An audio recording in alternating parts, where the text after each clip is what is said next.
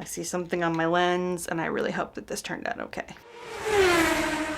NoobNugs. Ladies, I'm Bonnie, one of your Florida State representatives, and welcome to NoobNugs. This is the series where we answer questions for all of our new Jeep sisters about everything Jeep lifestyle. We've got a big topic to cover here on NoobNugs today, and it's a topic I sort of covered in a previous episode entitled Camera Gear. Check it out right there. And you can always check out previous episodes of NoobNugs by checking out my YouTube channel. I'm gonna walk you through the settings that I use to get the best out of my filming and camera gear. And this information isn't just about the trails, ladies. You can use it anywhere. This is what works best for me, and I've spent a lot of time learning about my gear. And if you want to get the best out of your gear, I recommend you do the same. There's really nothing special here about my GoPros, which is why I'm starting with them. I'm still using my GoPro Hero 8. I have 2 of them. They work great. They've gotten wet, they've gotten muddy, and they continue to work just fine. Inside the settings, there's a bunch of cinematic options that you have. I'd recommend playing with those settings, but 4K over 24 should work perfectly fine for any videos you might want to take. My pro setup. Now I'll admit this setup is not for everyone, but here's the list of things that I'm using in case you're interested in growing your setup too. My Sony ZV-E10 camera, which I'm currently filming on right now with the Sigma 16mm lens, which has a 1.4 f-stop. That's about how much light the lens lets in.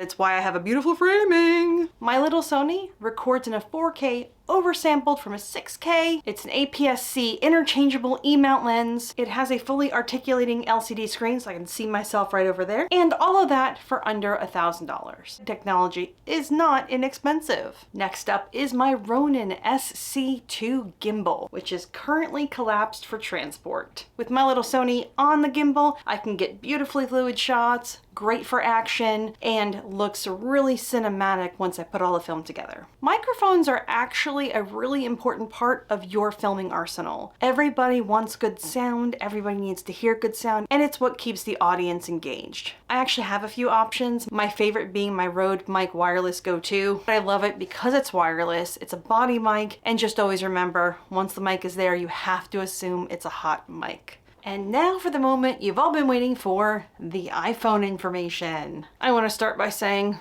I'm not a hater. You use what you like. I don't know anything about filming with an Android or taking pictures. You're gonna have to do that research on your own, and I'm hoping that some of this will correlate and maybe help you think about where this functionality might live inside your Android camera. My favorite iPhone camera function number 1, the lens options. This thing takes amazing photos, and it can really open up your creativity for how you choose to frame shots. I know these aren't Jeep shots that I'm showing you right now, but this is literally me standing in one place using different lens options to get the right photograph that I'm looking for my day. These lenses are amazing. My favorite iPhone camera function number 2, the night mode setting. Sometimes we get lucky and we get to be on a night ride, and it would be great if our photos came out fantastic. Most of taking a good nighttime photo is about how much light gets into your lens. And generally speaking, a lot of the light bars that we all roll with, a lot of the rock lights, all these things we like to flare up at night, will usually let enough light into the lens. However, the night mode on the iPhone 13 is no slouch. During our most recent full moon, Scott was setting up the telescope, so I took the opportunity to check out the night mode function.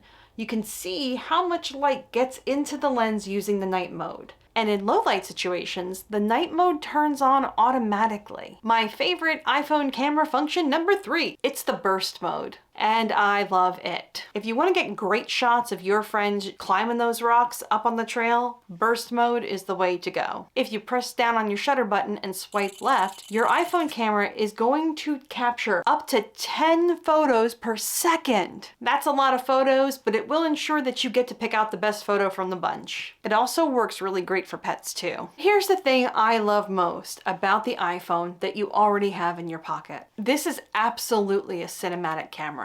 You don't need some fancy schmancy highfalutin gear. You don't need any crazy setup. You don't need a professional camera. You have one.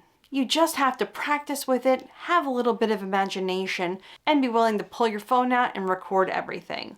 Once you hit record, you're going to find the kind of shots that you like. I know all that information was pretty iPhone specific, but I want to be clear here. Nobody wakes up one morning and is miraculously good at something they've just decided to try to do. We all noob our way through new experiences and activities. That's what being a noob is all about. The same is true when we try our cameras and our phones and we try to develop new skill sets. And over the next week, I really hope you dig into your camera gear, however you're out there getting those awesome shots of your Jeep, because in our next episode, I'm going to show you how I set up my version of a perfect Jeep shot. Thanks to everyone for watching this episode of NoobNugs. If you have anything you'd like to see us cover here on NoobNugs, please email noobnugs@ladyjeepers.com. And thanks as always to LadyJeepers for allowing me to share these NoobNugs with you. If you'd like to see any previous episodes of NoobNugs, please visit my YouTube channel, Overnoobin', where I'm noobing my way through Jeep learning, camping adventures, and anything that life throws my way. Because we're all noobing our way through something. Remember to live your best Jeep life, and we'll see you next time.